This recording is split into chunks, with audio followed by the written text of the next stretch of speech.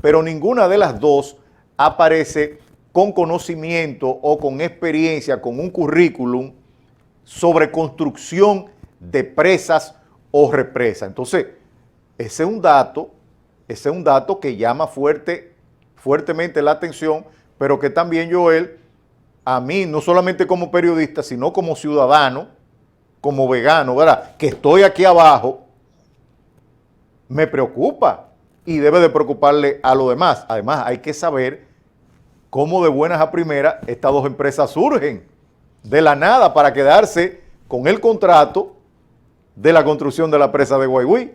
Sí, porque es que todavía tenemos tantas cuestionantes, porque ese consorcio Presa Vallacanes, como tú dices, la constructora Mir, hemos buscado y no vemos qué es lo que ha construido. Hay un representante el gerente de ese consorcio, sí, que es un vegano, Longo, Luis Rodolfo Longo. Valentín Longo. Sí, quien representa, que tampoco lo conozco, y habla de esa empresa del INSA ICA, porque primero mencionaron ICA México. ICA México es una empresa que sí tiene muchísima experiencia en hidroeléctrica, pero esa empresa fue muy cuestionada una vez por Odebrecht y todo eso, sí, que estuvo implicada. Pero no es esa. Y tuvo también varios casos ahí y esa Linsa, donde menciona a un venezolano que se llama Héctor Fuentes, bueno, realmente tampoco le vimos la experiencia y no sabemos nada. Por eso es que en el mismo Salazar creo que tampoco sabe.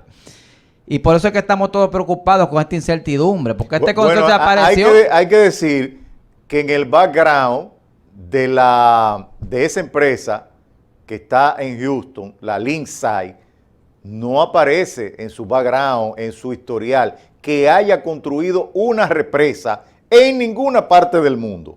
Oigan bien. Sí, la cuestión es que la parte de nuestra investigación implica eso. Lo del consorcio, lo que vimos fue que esta gente aparecieron de repente como superhéroes, resolvieron un conflicto de hace años, que yo no sé por qué que el gobierno no tiene gente capacitada para eso, para resolver conflictos. Nos costó más de $5 millones ese conflicto, y automáticamente esa empresa se adjudica los inicios de la presa, de la nada. Estamos hablando de un año para acá. Y son cosas que a nosotros nos preocupa también, porque hay muchas dudas con respecto a quiénes van a administrar esa presa. Porque si estamos hablando de personas que no son de La Vega, cuando se construye esa presa, el temor de nosotros como fundación es que esa presa esté en La Vega y no sea de los veganos. Que se privatice, que se aproveche esa generación de energía que tanto anuncian de 300 megas por medio de los embalses, como ellos explicaron, de que van a almacenar el agua allá en el mogote, de ahí van a bajar para las turbinas, y las turbinas le iban a regresar. O sea, un proceso de generación de energía muy moderno, pero queremos saber quiénes van a ser los beneficiarios, si eso va a ser del Estado o lo va a administrar una empresa privada. Entonces ahí es nuestro temor, porque automáticamente lo asume una empresa privada, automáticamente podemos decir que el río Camus no será de La Vega, será de esa empresa, porque tiene que cuidar el agua. O sea, el principal recurso de esa empresa es el agua. ¿Y qué va a hacer la empresa privada? Va a cuidar su agua a que nadie ni se asome al río Camus. Pero ya esa sería, Joel, una preocupación para más adelante, a futuro. Yo creo que la preocupación principal en este momento es lo que tiene que ver con temas de seguridad en la construcción de la presa de Guaigüí, y con el tema que tiene que ver con la transparencia, que no haya gato entre macuto ahí, que no se trate de un mamotreto para robarse unos cuartos.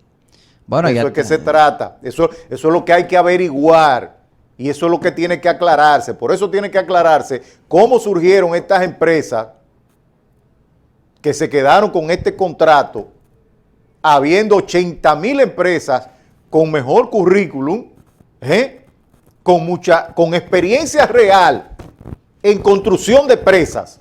¿Por qué estas dos empresas? Eso hay que explicárselo a La Vega y al país. Claro, ese intermediario ahí se sacó la loto, por decirlo así. Yo te digo esto porque nosotros ya hemos visto diferentes experiencias en diferentes pueblos de aquí del país. Entonces nosotros vemos esas malas experiencias que han tenido y por eso nosotros nos adelantamos a lo que podría suceder. O sea, nos preparamos.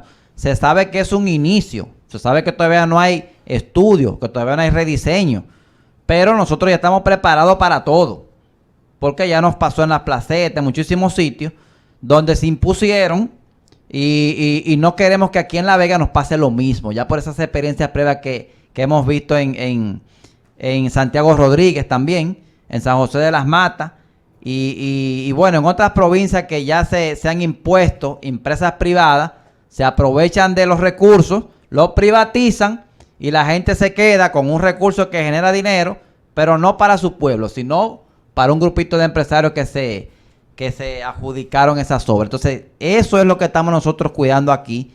Además de cuidar, obviamente, a toda esa comunidad de Guayguí, que está bien cuestionada. O sea, esas personas, si tú puedes ir a una reunión, Luis, para que participes y vea todas esas preguntas que están en el aire y todas esas preocupaciones que esa gente tiene que no le responden. Que no le responden. Porque es que hay un tema de desalojo y tú sabes que ese tema de desalojo lleva a gente hasta deprimirse, por decirlo así, porque es que son su casa, no saben para dónde lo van a meter, por lo que no saben si le van a pagar su parte justa. Por lo que yo decía, que eso tiene un componente no solamente social, el desalojo de Guayguí, sino un componente humano, de familias que tienen décadas y décadas viviendo en la zona. Entonces, ahí hay que hablarle claro a la comunidad. Ahí no se puede venir con invento ni con demagogia. No, ahí hay que hablar claro. Y a esa gente no se le puede hacer un daño. A esa gente hay que compensarla como debe de ser.